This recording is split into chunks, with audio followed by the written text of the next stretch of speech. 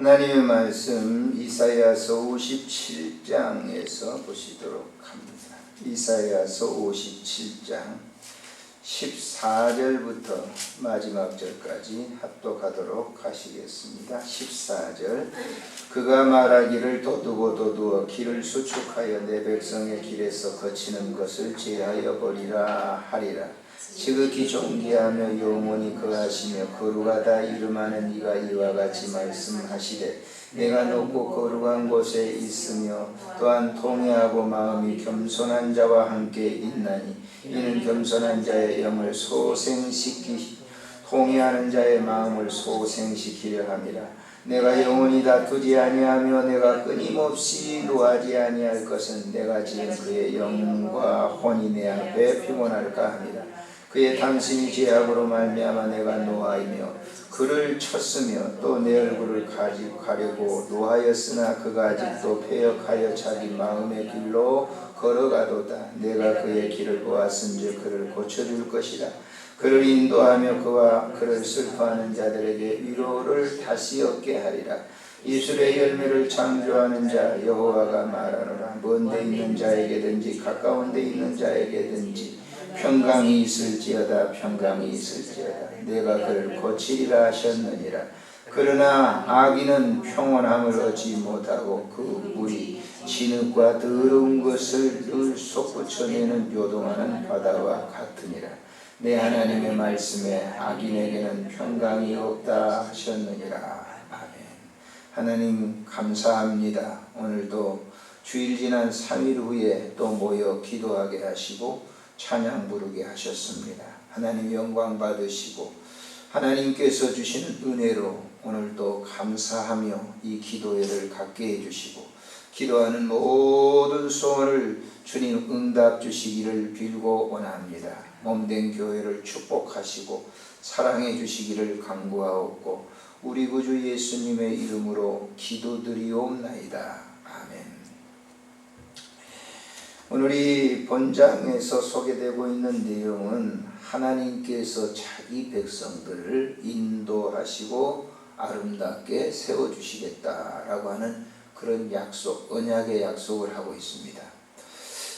당시 이제 유다 백성들의 그 생활 상태는 물론 하나님을 믿는다고 하면서도 바로 믿지 못하고 어떤 사람은 가상의 하나님을 설정해서 믿는 사람도 있고 또 우상에 빠져버린 사람도 있어요.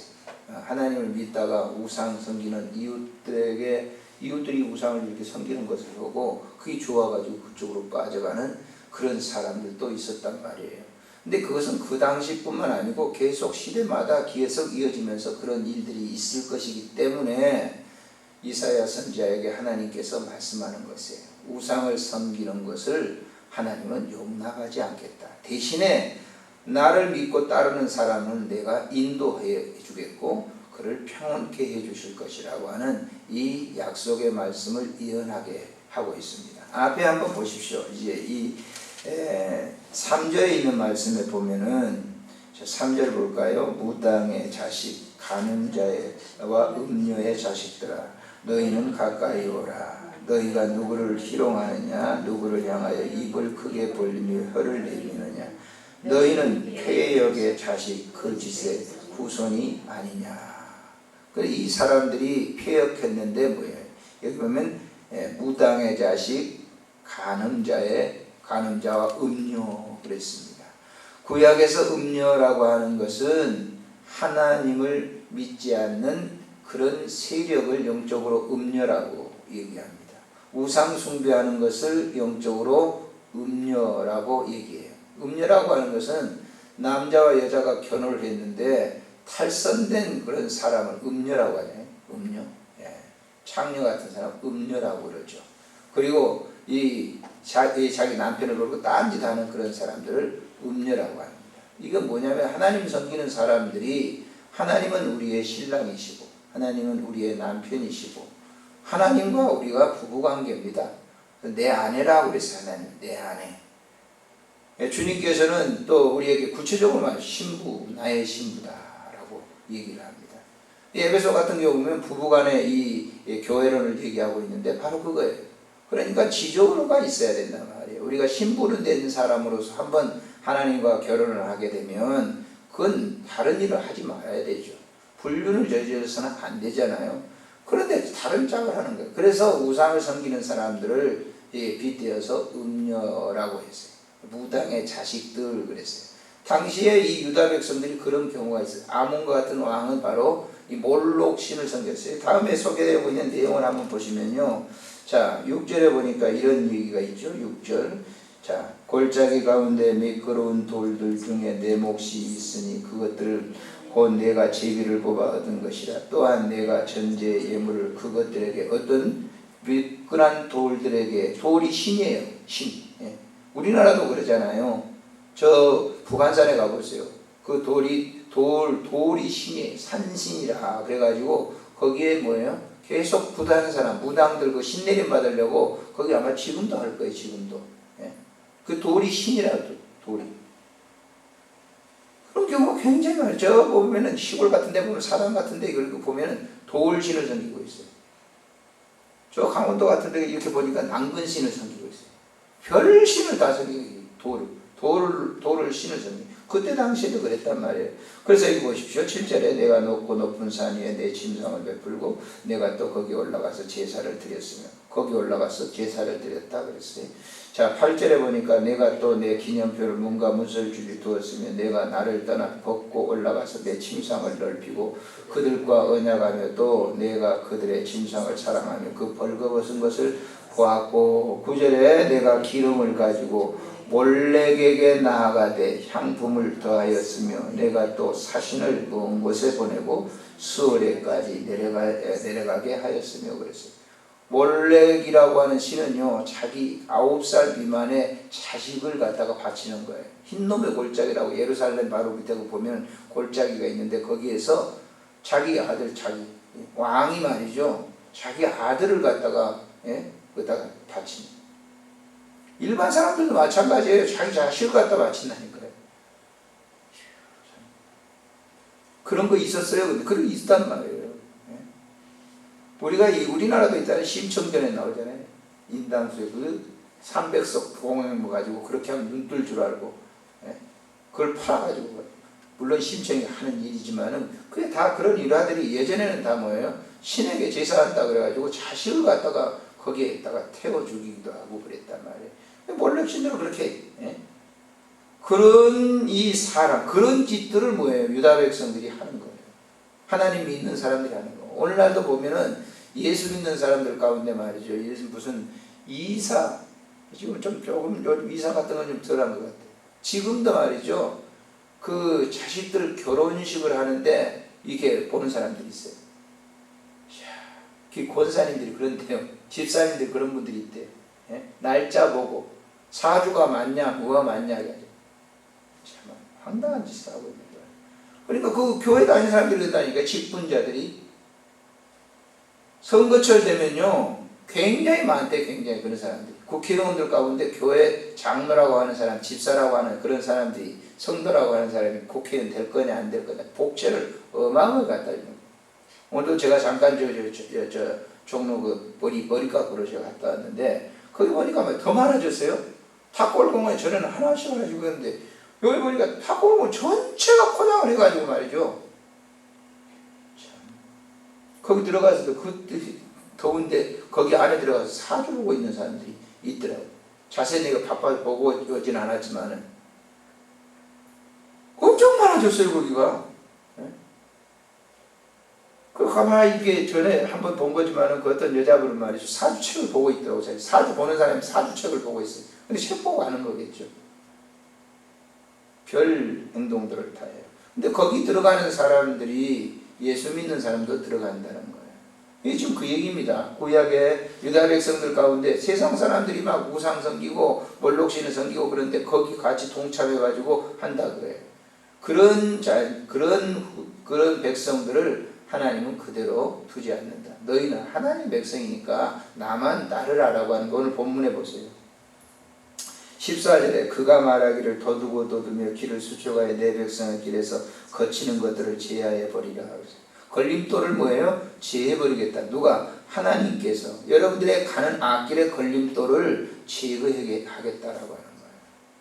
그 다음에 15절에 보세요. 지극히 존귀하며 영원히 거하시며 거룩하다 이름하는 이가 이와 같이 말씀하시되, 하나님이 지금 이와 같이 말씀하신데 뭐라고요? 내가 높고 거룩한 곳에 있으며 또한 통회하고 마음이 겸손한 자와 함께 있나니 이는 겸손한 자의 영을 소생시키며 통회하는 자의 마음을 소생시키라. 통회하면 마음이 영이 다시 살아나요. 죄를 지었다가 마음이 굉장히 어둡잖아요. 그런데 그 죄진 마음을 가져와서 주님께 기도하면 어때요? 우리에게 시원함을 주시는 거예요. 소생한단 말이에요. 영이 살아나는 거예요. 그게 우리가 교회에서 다 체험해 본 거예요. 답답하고 뭔가 내가 원치 않는 일을 해가지고 마음에 답답했는데 주님 앞에 그걸 갖다가 내놓고 말이죠. 주님 내가 잘못했어요. 이런 거 이랬어요. 그러면요 주님이 다 고쳐주신다고. 그래 내가 다 안다. 그 통회하는 것을 누가 기뻐하신다고 했잖아요. 그러면서 소생이란 말이 뭐예요? 다시 살아나는 걸 말해요. 다시 영이 살아나는 거예요. 새롭게. 다음에 16절에 보면 내가 영원히 다투지 아니하며 내가 끊임없이 노하지 아니할 것은 내가 지은 그의 영과 혼이 내 앞에 피곤할까 봐. 내가 늘 하나님이 너희들 그런 것과 막 다툼을 갖는다고 하면 피곤해야 할까 봐 내가 그걸 피한다. 자 17절에 보면 그의 탐심의 제약으로 말미암아 내가 노하여 그를 쳤으며 또 내 얼굴을 가리고 노하였으나 그가 아직도 패역하여 자기 마음의 길로 걸어. 패역한 사람은 뭐예요? 내가 친다라고 하는 그런 얘기죠. 자 18절에 내가 그의 길을 보았은즉 그를 고쳐줄 것이라. 그를 인도하여 그와 그를 슬퍼하는 자들에게 이루하여 다시 얻게 하리라. 그러니까 우리가 보세요. 탐심을 갖는 그런 이 욕심을 가지고 있었던 우리들을 하나님이 부르셔서 고쳐주시는 거예요. 골로새 3장에 보면 탐심, 우상 숭배가 우리도 다 욕심이 있잖아요. 탐심이라고 하는 것은 우상 숭배와 같은 행위인데 그것을 하나님이 고쳐주신다라고 하는 거예요. 참 하나님은 은혜 속에 들어가면요 그거 다 놓게 돼 있어요. 처음에는 딱 할 때 우리도 뭐 욕심이 생기죠. 그렇지만 주님의 은혜가 내게 임하면 지금까지 살게 해주는 것만도 하나님의 은혜인데 그거 다 놓는 거죠. 왜냐하면 결국 인생이 가는 마지막 종착역에서는요 그거 다 내려놓고 가는 거예요. 그게 뭐가 있는 거야 안 좋더라고요. 뭐가 좀 자기가 가지고 있는 거 있잖아요. 그럼 생색꿀인데 요즘 그제 신문 해보니까 시아버지들이 말이죠 며느리한테 아주 극성을 부린다네요. 보셨나요? 예. 시어머니들은 이제 자꾸 다른 데가 들어보니까 며느리들한테 안 그러는데 시아버지들이 그런데 근데 시아버지도 없는 시아버지는 그래도 덜한데 조금 있고 집이나 한 채 사주고 그러면요 말이에요. 비밀번호까지 알아가지고 며느리가 회사 직장 갔는데 들어가가지고 있다가 깜짝 놀란다는 거예요. 그럼 아들한테 자기 이제 남편한테 얘기하면요 남편은 아버지 편만 들고 그럴 거 아니에요? 아버지가 집도 사주고 그랬는데 그러다가 이혼하고 그런 경우가 많대요. 시아버지도 참 조심해야 돼. 그냥 우리처럼 아무것도 없으면 괜찮아요. 할 필요도 없잖아요. 내가 해주지도 않았는데 무슨 뭐 감나라 배나라 뭐 할 필요 뭐 있어요. 할 필요가 없죠. 잔소리도 하지도 않아요. 미안하기만 하지 그저 못 해줘서. 그런 마음을 며느리가 아는지 모르겠지만은 알아달라고 하는 것도 아니에요. 아예 뭐 신경 안 쓰는 거예요. 지네들 그때 사는 거죠. 그렇게 살고만 해도 감사하잖아요. 우리가 딴 나라예요. 그리고 그 글을 읽어보면서 요즘 이런 시아버지들도 있나 많대요. 그런 것들이 뭐냐면 있다라고 하는 우리도 보세요. 이 욕심이라고 하는 자기가 뭔가 소유했다고 하면요. 교회 다니는 사람들도 그렇습니다. 목회자들도 그래요. 자기가 뭔가 좀 있잖아요. 그럼 그걸 갖다가 많이 좀 해보려고 그래요. 그거 우상숭배예요. 나의 자서전에는 하나님의 다른 것이 없어야 그게 온전한 목회를 하는 거예요. 성도들도 마찬가지예요. 아등바등이 그것만 가지고 목적이 뭘 세상의 것을 막 이루려고 하는 그것만 가보죠. 그렇게 허무할 수가 없어요. 내가 왜 살았나라고 하는. 저도 아마 예수 안 믿었다고 하면 지금 예수 안 믿고 이 정도 집도 한 채도 집도 없고 아무것도 없다고 하면 굉장히 허무했을 거예요. 왜냐하면 내가 젊었을 때는 꿈이 많았거든요. 돈도 왕창 좀 벌어가지고 해봤는데 그런 것들이 뭐예요? 다 뭐예요? 목회하고 나니까 그게 아무리 뭐 분토처럼 여겨지는 거죠. 사실 무슨 욕심이 있어요? 예. 근데 만약에 내가 예수 안 믿었다, 그래서 이 정도 나이 됐다, 굉장히 허무할 거예요. 예.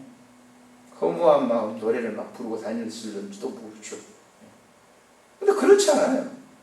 참 내가 이 선택한 이 길이 너무너무 행복한 길이었다. 중요한 거예요. 그게. 예. 뭐가 욕심이 있어요? 그러니까 그런 다른 거 몰라도 제가 그런 거기 때문에 좀 건강하기도 한 것 같아요. 입방정 떨어서 죄송하지만은 만약에 그것만 막 부딪혔다면 난 못 살 거예요. 내 성격이. 근데 다 그럼 뭐 내가 지나면 다 되겠지. 마지막 가는 게 나 몸뚱아리 하나 가는 건데 생각을 하기 때문에 좀 덜 그래요. 요즘 제 나이 돼가지고 약 안 먹는 사람 없어요. 뭔 약이든지 먹어요. 가서 보면 다 뭔 약이든지 먹어요. 근데 그런 것들이 말이죠. 왜 생겼을까? 한번 가만히 분석해 보세요. 왜 생겼을까요? 편하게 마음 먹고 살았다면 괜찮았을 거예요. 근데 뭔가 그냥 집착하고 그걸 뭐 해가지고 되지도 않는 거지만 막 집착하거든요. 그게 뭐냐면 영적으로 본다면 우상숭배거든요. 다 버려야 되는 거예요. 지금 그거예요. 다 버려. 그런 사람들에게, 버린 사람들에게 하나님이 함께 하시는데 뭘 주신다? 여기 한번 보세요. 19절에 보면 읽겠습니다. 입술의 열매를 창조하는 자 여호와가 말하는 먼데 있는 자에게든지 가까운 데 있는 자에게든지 평강이 있을지어다. 평강이 있을지어다. 내가 그를 고치리라 하셨느니라. 할렐루야. 뭐가 있으리라? 평강이 있으리라. 평안보다 더 중요한 것 어디 있어요? 평안보다 더 중요한 것이 더 없어요. 우리가 오늘 조금 전에도 부른 찬양 뭐예요? 평안하다고. 예수님의 제자를 한번 보세요. 예수님의 제자들이 3년 동안을 따라다녔는데 왜 그들이 불안했을까요? 그래서 예수님도 보세요. 요한복음 14장에 보면 내가 너에게 평안을 주노니 그랬어요. 그런데도 그걸 갖다가 알지도 못하고 그냥 욕심에 매여 살다가 십자가 밑에 다 십자가라고 하는 예수님 형벌 받으니까 다 도망가 버려요. 다 도망갔어요. 그리고 예수님이 죽으셔가지고 부활하셔가지고 말이죠. 부활하셔가지고 자 40일 동안 계셨는데 40일 동안 또 예수님의 제자들은요. 그 부활하신 예수님 그때그때 몇 번, 한 10번 정도로 봤거든요. 그런데도 보세요. 마지막에 어디 내려가요? 갈릴리 바다로 내려가요. 고기 잡으러 가자. 고기 잡으러 가자. 고기 잡으러 가자. 고기 잡는 건 뭐예요? 자기 사욕을 챙기기 위해서 뭔가 좀 나도 하자 갔어요. 그때 예수님께서 거기 가셔서 하신 말씀이 뭐예요? 거기 가셔서 하신 말씀이 사랑을 얘기하고 있어요. 그 제자들이 보세요. 그렇게 그런 심리적인 상태를 가지고 있는 그 제자들에게 부활하셔서 예수님이 마가의 다락방에 가셔가지고 보세요. 마가의 다락방에 문도 두들기지 않고 그냥 들어가셨어요. 들어가셔가지고 요한복음을 한번 보실까요? 뭐라고 하신지. 자, 요한복음을 한번 보세요. 19장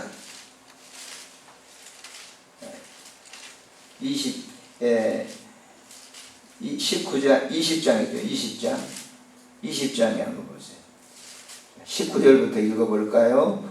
읽겠습니다. 이날 곧 안식 후 첫날 저녁 때 제자들이 유대인들을 두려워하여 모인 곳에 문들을 닫았더니 예수께서 오사 각각 가운데 서서 이르시되 너희에게 뭐가요? 너희 평안이 있으라. 네 지금 두려워하지?